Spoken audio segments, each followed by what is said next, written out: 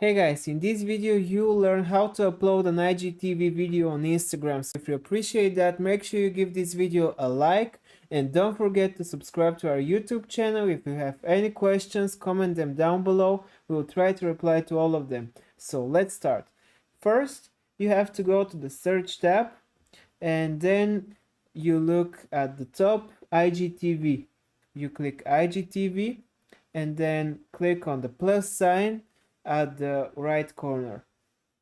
Now choose a video, click next, and now you can click next again, and you can write some title, description, and now you have other options. You can add preview, you can add profile cover, and make visible on Facebook. You can do that as well. And now you can just post it. So that's it. See ya.